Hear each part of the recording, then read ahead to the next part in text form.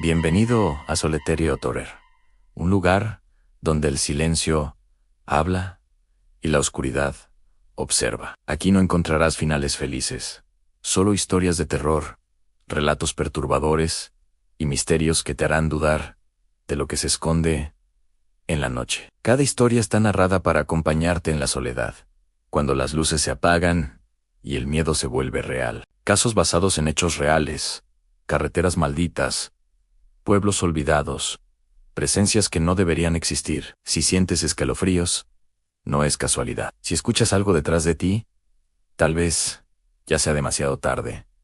Suscríbete a Solitario Terror, porque no estás solo. Nunca lo has estado. Cunaxa, año 401 a.C. La batalla había terminado, pero la guerra acababa de comenzar. 10.000 hombres griegos seguían en pie. Sus escudos aún goteaban sangre persa. Habían ganado, y aún así, estaban condenados. Porque Ciro, el joven, el príncipe, que los había llevado hasta el corazón del imperio persa, estaba muerto. Ahora eran un ejército sin señor, abandonados a más de 1.500 kilómetros de su hogar, en medio del vasto y hostil imperio de Artajerjes. Su rey, el hermano de Ciro, los veía como una afrenta andante, un recuerdo vivo de la traición. El camino de vuelta a Grecia no era solo una retirada, era una carrera por la supervivencia. Pero lo que encontraron en esa larga marcha no fue solo el frío de las montañas, el hambre o los ataques de las tribus locales. Encontraron algo más, algo antiguo y terrible, que parecía despertarse con su paso. Los persas, liderados por el astuto Tisafernes, les ofrecieron una tregua, una falsa esperanza. Les invitaron a un banquete para negociar su paso seguro. Pero fue una trampa mortal. Los generales griegos fueron capturados y ejecutados sin piedad. La cabeza del ejército fue cortada de un solo golpe. La noche cayó sobre el campamento griego, una oscuridad cargada de desesperación. Ahora sin líderes, la moral se desplomó. Los 10.000 se miraban unos a otros, viendo en sus ojos el reflejo del terror. Estaban solos. Fue entonces cuando un hombre dio un paso al frente, un ateniense llamado Jenofonte. No era un general, solo un soldado y erudito que había seguido a Ciro por curiosidad y aventura. Pero en esa noche de pesadilla, su voz se alzó con una fuerza inesperada. ¿Qué hacemos?, preguntó. ¿Esperamos aquí a que el rey persa decida cómo matarnos, o nos levantamos y luchamos por nuestro propio regreso a casa? Su discurso encendió una chispa en la oscuridad. Eligieron nuevos líderes, entre ellos a Jenefont. Y al amanecer, comenzaron la marcha más desesperada de la historia. El camino se convirtió en un laberinto de horrores. Mientras ascendían las montañas heladas de Armenia, el enemigo no era solo el ejército persa que los acechaba, sino el propio paisaje. Las tormentas de nieve cegaban, el frío congelaba la carne y la dejaba negra. Los soldados caían, no por la espada, sino por el abrazo helado de la naturaleza. Y en las noches, alrededor de las hogueras, comenzaron los susurros, historias de sombras que se movían en el borde de la luz, de figuras que observaban desde las cimas de las montañas, de voces que el viento traía desde valles olvidados. Algunos decían que era la fatiga, que el hambre les hacía ver cosas, pero los veteranos, hombres que habían visto de todo en el campo de batalla, sentían un miedo nuevo, un terror que no venía de los hombres. Un día, encontraron un pueblo abandonado. Las casas estaban intactas, la comida aún en las mesas, pero no había un alma, solo un silencio antinatural y extraños símbolos tallados en la madera.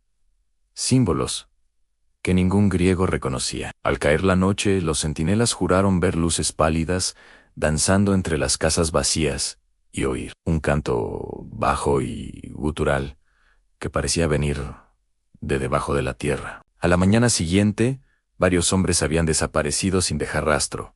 Solo sus armas yacían en la nieve, manchada de una sustancia oscura y pegajosa. El pánico se apoderó del campamento. Ya no solo huían de los persas, huían de algo que no entendían. Una presencia maligna que parecía adherirse a ellos, alimentándose de su miedo y su desesperación. Los ataques de las tribus locales eran feroces y extraños. No luchaban como guerreros normales. Sus rostros estaban pintados con los mismos símbolos del pueblo abandonado, y sus gritos de guerra eran más como aullidos de bestias que de hombres. Parecían no sentir dolor, lanzándose contra las falanges griegas con un abandono suicida. Los griegos se defendían, pero cada victoria les costaba más hombres y les llenaba el alma de una inquietud profunda. ¿Qué era este lugar? ¿Qué maldición pesaba sobre estas tierras? Jenofonte luchaba por mantener la cordura del ejército, pero él mismo sentía la presión de esa presencia invisible, un peso en el aire, una mirada constante en su nuca. Después de meses de infierno, cuando la esperanza estaba a punto de extinguirse, un explorador regresó gritando una sola palabra, una y otra vez. Talasa, Talasa, el mar Negro. Habían llegado al final del continente hostil. Desde la cima de una montaña, vieron el brillo azul del agua, la promesa de barcos, de un camino a casa. Un grito de júbilo recorrió las filas de los supervivientes. Hombres curtidos por la guerra, el hambre y el terror, se abrazaron y lloraron.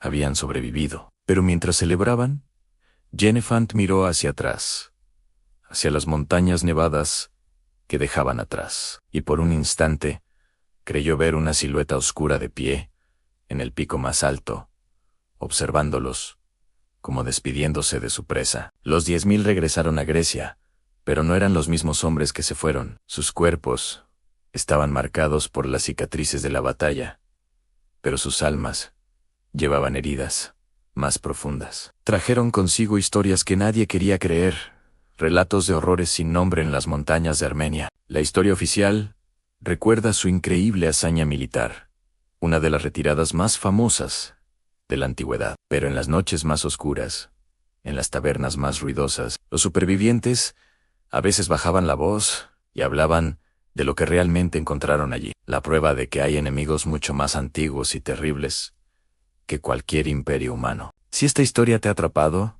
dale a like y suscríbete para descubrir más secretos oscuros que la historia ha intentado olvidar. Gracias por acompañarnos en este viaje. Nadie vio exactamente cómo cayó, solo se supo que su cuerpo fue arrastrado fuera del combate, y que su sangre empapó una tierra que no era griega. Cuando la noticia se extendió entre los jópletas, algo se rompió en ellos. No era miedo, era comprensión. Estaban solos, rodeados por un imperio infinito, y algo más, algo que no figuraba en ningún mapa. Imagina esto: Aner es un soldado griego, uno de los legendarios. 10.000 has marchado cientos de kilómetros, tierra adentro, en el corazón del imperio persa, luchando por un príncipe que te prometió gloria y riqueza, y has ganado. En la batalla de Cunaxa, tu falange ha demostrado ser invencible, arrollando a las tropas del gran rey Artajerjes. La victoria es tuya. Pero entonces llega la noticia: Ciro, el príncipe por el que luchabas, ha muerto. De repente, la victoria se siente hueca, vacía. Estás a más de 1.500 kilómetros de casa, en territorio enemigo, sin un líder, sin un propósito y sin un plan. El ejército persa, aunque derrotado en el campo de batalla, todavía te rodea. Son cientos de miles. Y tú, eres solo un puñado de griegos, perdidos. El general espartano Clirco intenta mantener la calma. Negocia con Tisafernes, uno de los sátrapas más poderosos del rey persa. Acuerdan una tregua, un salvoconducto, para que los griegos puedan regresar a casa en paz. Tisafernes invita a Clirco y a los demás generales griegos a su campamento para sellar el pacto. Parece una salida honorable, una luz al final del túnel, pero es una trampa. Apenas los generales griegos entran en la tienda de Tisiphornes, son capturados. Desde su campamento, los soldados ven cómo sus líderes son maniatados y arrastrados. Poco después, la caballería persa empieza a masacrar a cualquier griego que encuentran fuera de la formación. El mensaje es claro: no habrá piedad, no habrá regreso a casa. El pánico se apodera del campamento griego. Están atrapados, sin líderes, rodeados por un enemigo implacable y traicionero. El sol se pone sobre el río Tigris, y con él parece ponerse también toda esperanza. La noche cae, fría y oscura, y los hombres se miran unos a otros, preguntándose si verán un nuevo amanecer. Es el punto más bajo, en la desesperación total. Pero es precisamente en este momento, en la más profunda oscuridad, cuando surge una figura que cambiará el curso de la historia. Un ateniense llamado Jenofonte. Si te intriga esta historia de supervivencia y liderazgo, dale a like y suscríbete para no perderte la continuación de esta increíble odisea. Gracias por acompañarnos. Acto segundo. La traición y la noche. La noche cayó sobre el campamento griego como un sudario. El aire olía a sangre seca y a la promesa rota de una victoria. Artajerjes, el nuevo rey persa, había enviado a su hombre de confianza, Tisafernes. No vino con espadas, sino con palabras dulces y juramentos sagrados. Prometió una tregua, negociaciones pacíficas y un pasaje seguro de regreso a casa. Los generales griegos liderados por Clearco, cansados de la guerra y anhelando ver de nuevo el mar Egeo, aceptaron la invitación, confiaron, y ese fue su primer error. Entraron en la tienda persa como invitados de honor. Clirco, Próxeno, Menón, Agias y Sócrates, 5 de los hombres más valientes de Grecia. Pero la tienda no era una sala de banquetes, era una trampa mortal. Los juramentos se rompieron tan fácilmente como los huesos. Los generales fueron apresados, encadenados y arrastrados ante el rey. La orden fue simple y brutal. Ejecución. La noticia nunca llegó al campamento griego, tan solo el silencio. A medida que las horas pasaban, la inquietud creció. 10.000 hombres, solos en el corazón del imperio más grande del mundo, sin líderes, sin guía y sin esperanza. El fuego del campamento crepitaba, pero no ofrecía consuelo. Cada sombra parecía moverse con una intención maligna. Los soldados se agrupaban, susurrando.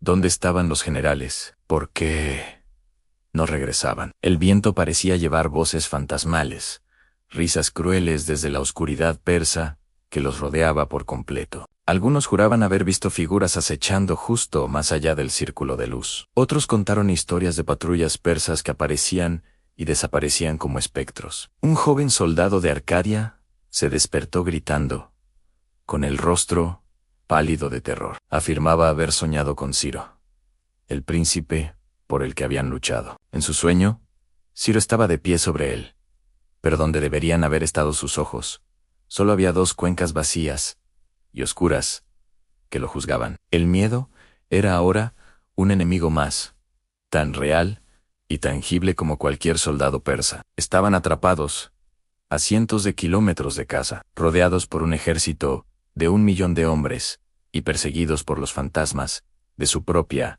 desesperación. La noche más larga de sus vidas acababa de comenzar, y la pregunta que flotaba en el aire helado era: ¿amanecería alguna vez para ellos? Si esta historia te atrapa, asegúrate de seguirnos para descubrir cómo estos 10.000 hombres enfrentaron lo imposible. Dale like y suscríbete para no perderte el próximo capítulo de esta increíble odisea. Gracias por vernos. Así comenzó la retirada. No fue una huida, no. Fue algo mucho peor. Una caminata a través del castigo, un viaje al infierno, pero sin llamas. Solo el frío cortante de la montaña. El hambre llegó primero, como una bestia silenciosa que se aferra a tus entrañas y no te suelta. Masticábamos cuero, cortezas de árbol, cualquier cosa que pudiera engañar al estómago vacío. Pronto, nuestras armaduras y ropas pesaban el doble, y cada paso era una lucha contra la propia voluntad de rendirse y dejarse caer en la nieve. Luego llegó el frío, un frío que no solo calaba los huesos, sino el alma. Se metía por las grietas de las armaduras, por las costuras de las túnicas, y nos recordaba constantemente que estábamos solos, lejos de casa, en un lugar que nos odiaba. Los dedos se volvían insensibles, las caras se agrietaban por el viento helado, y el simple acto de respirar se convertía en un dolor agudo. La noche era lo peor, cuando el sol se rendía y nos dejaba a merced de la oscuridad y temperaturas que congelaban la esperanza.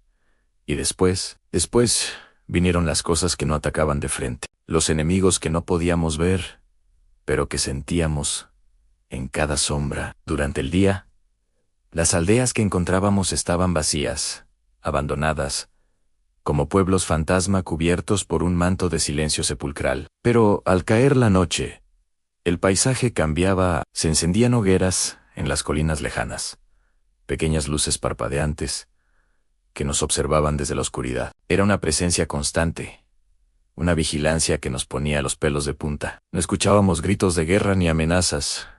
Era algo mucho más siniestro. Los montañeses no gritaban palabras, gritaban nombres. Nombres de nuestros compañeros caídos, nombres de soldados que habíamos visto morir en batalla días, semanas atrás. Sus voces resonaban en el eco de las montañas, llamando a los muertos, arrastrándolos de vuelta desde el olvido para atormentarnos. Cada nombre era una daga en el corazón, un recordatorio de nuestras pérdidas, de nuestra vulnerabilidad. La marcha maldita no solo nos estaba matando de hambre y frío, nos estaba despojando de nuestra cordura.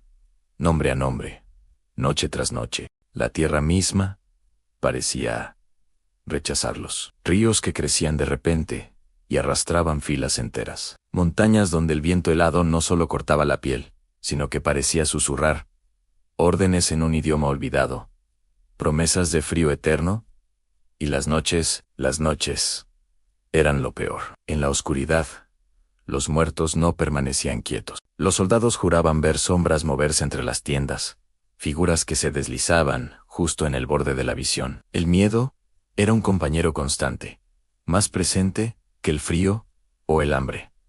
Hubo hombres que desaparecieron durante la guardia, sin un grito, sin el sonido de una lucha, sin sangre derramada en la nieve virgen, sin huellas que indicaran que alguien se había acercado o que ellos habían huido. Simplemente se desvanecían en la neblina. Al amanecer, lo único que encontraban era su equipo, sus escudos, perfectamente colocados en el suelo, mirando hacia el este, hacia el sol naciente, como si fueran lápidas silenciosas. Un ritual macabro que nadie entendía. Algunos desertaron, prefiriendo enfrentar la ira de sus capitanes antes que otra noche en esas tierras malditas. Otros se aferraban a cualquier amuleto, a cualquier oración que recordaran de su infancia, buscando protección contra un enemigo que no podían ver ni combatir. Las historias que se contaban alrededor de las fogatas ya no eran de viejas batallas o de amores lejanos, sino susurros sobre fantasmas de la nieve y espíritus del viento. Eran solo alucinaciones, producto del agotamiento y el terror, o algo antiguo y terrible había despertado en aquellas montañas. Nadie se atrevía a decirlo en voz alta, pero todos sentían la misma verdad escalofriante: no estaban solos, y lo que los acechaba no era de este mundo. La expedición, que había comenzado con cantos de gloria, se había convertido en una lenta marcha fúnebre. Cada amanecer era un alivio y una nueva condena, pues solo significaba que debían adentrarse más en el corazón de aquella pesadilla blanca. Entonces, en medio de aquel silencio que pesaba como una lápida, fue cuando Jennefandt habló. No lo hizo como el general al que estaban acostumbrados, sino como un hombre que había visto demasiado, un hombre al borde del abismo. Su voz, grave y firme, resonó en la oscuridad. Si este mundo quiere devorarnos, tendrá que hacerlo uno por uno. A partir de ese momento, todo cambió. Jennefandt no solo impuso una disciplina de hierro, sino algo mucho más profundo, algo ancestral. Reintrodujo rituales antiguos, que solo los más viejos recordaban vagamente. Comenzaron a encender fuegos, no al azar, sino en círculos perfectos. Una barrera de llamas contra lo desconocido. Marchaban en formación cerrada durante el día y, lo más extraño, mantenían esa misma formación incluso para dormir. Un erizo humano en la inmensidad de la noche. Y pronto entendieron que estas nuevas reglas no eran para protegerse de las flechas persas o de las emboscadas en los desfiladeros, eran para protegerse de lo otro, de aquello que caminaba entre las sombras cuando nadie miraba, de los susurros que se colaban en los sueños y de las siluetas que danzaban justo en el límite de la visión. Cada noche, los soldados se apretaban más, compartiendo el calor de los fuegos y el terror silencioso. Escuchaban los sonidos más allá del círculo de luz, el crujido de una rama donde no había árboles, un siseo que no era el viento, el eco de pasos que no dejaban huella. Jennifer caminaba entre ellos, su mirada fija en la oscuridad, como un pastor vigilando a su rebaño de un lobo que no era de este mundo. Ya no luchaban por volver a casa, luchaban por mantener intacta su alma. Algunos empezaron a tallar símbolos en sus armas y armaduras, signos de protección olvidados que veían en sus febriles pesadillas. La retirada de los 10.000 ya no era una simple campaña militar. Se había transformado en un peregrinaje a través del infierno, donde cada paso adelante era un desafío a las antiguas leyes de la noche. Y en el centro de todo, Jennifer, sosteniendo la cordura de un ejército entero, con la pura fuerza de su voluntad, se preparaba para la verdadera batalla que estaba por venir. Si te está atrapando esta historia, no te olvides de darle a like y suscribirte para no perderte cómo continúa este oscuro viaje. Gracias por acompañarnos. Han pasado meses de marcha implacable, de hambre, de miedo constante. Cada amanecer traía la misma vista desoladora en montañas sin fin, un horizonte que nunca se acercaba. Cada paso era una batalla contra el cansancio, contra la desesperación que amenazaba con devorar sus almas. Habían luchado contra ejércitos, contra tribus hostiles, contra el frío cortante y el calor abrasador. Se habían convertido en una sombra de lo que fueron, un ejército de fantasmas errantes. Y entonces, un día, algo cambió. Un grito desgarrador, pero no de dolor ni de guerra. Un grito que atravesó el aire helado de la montaña, lleno de una emoción que casi habían olvidado. Alguien, un soldado que se había adelantado hasta la cima de una colina, se giró hacia ellos, con los ojos desorbitados por la incredulidad y las lágrimas. Thalassa, el mar. La palabra corrió como un reguero de pólvora. El mar. Al principio, un murmullo incrédulo, luego un clamor que creció hasta convertirse en un rugido de pura alegría. Los hombres, endurecidos por la guerra y la penuria, se rompieron, cayeron de rodillas, llorando abiertamente, abrazándose unos a otros. Algunos reían, una risa nerviosa, casi histérica, como si no pudieran procesar la magnitud de lo que veían. Después de tanto tiempo perdidos en el corazón de un continente enemigo, el mar era más que agua. Era el camino a casa, era la promesa de sus familias, de sus tierras, de la vida que creían perdida para siempre. Era la salvación. Pero en medio de la euforia colectiva, no todos celebraban. Un pequeño grupo de veteranos, los que más habían visto, los que más habían perdido, se quedaron atrás, inmóviles. No miraban hacia el brillante azul en la distancia. Sus ojos estaban fijos en las cumbres que acababan de dejar atrás, en las sombras de las montañas que los habían perseguido durante tanto tiempo. Y en esas sombras, juraron ver algo. Figuras silenciosas, inmóviles, que los observaban desde las alturas. No eran rocas ni árboles. Era algo más. Algo que había estado cazándolos, acechándolos, y que ahora simplemente los veía partir esperando, quizás sabiendo que una parte de ellos nunca abandonaría realmente esas montañas. El mar prometía un final, pero para algunos, el verdadero terror era la certeza de que su guerra no había terminado. Simplemente había cambiado de escenario. La historia de la Nábasis, la expedición de los 10.000, es una de las mayores hazañas militares de todos los tiempos. 10.000 mercenarios griegos, atrapados a más de 1.500 kilómetros de su hogar, en el corazón del vasto imperio persa, rodeados de enemigos y sin líderes. Su viaje de regreso, una lucha desesperada por la supervivencia, a través de desiertos áridos, montañas heladas y territorios hostiles. Es una epopeya que ha inspirado a generales y estrategas durante siglos. Liderados por Xenophant, estos hombres demostraron una resistencia, disciplina y coraje casi sobrehumanos. Cada día era una batalla, no solo contra los ejércitos persas que los acosaban, sino contra el hambre, la sed, el frío extremo y la desesperación. Imaginemos por un momento la escena: un ejército derrotado, lejos de casa, que decide no rendirse. Se reorganizan, eligen nuevos líderes y empiezan a marchar hacia el norte, hacia el mar, hacia la libertad. Atravesaron la actual Irak, Turquía y Armenia, enfrentándose a tribus guerreras que nunca antes habían visto a un griego. Lucharon en batallas campales, resistieron emboscadas y escalaron pasos de montaña cubiertos de nieve, perdiendo a muchos de sus compañeros en el camino.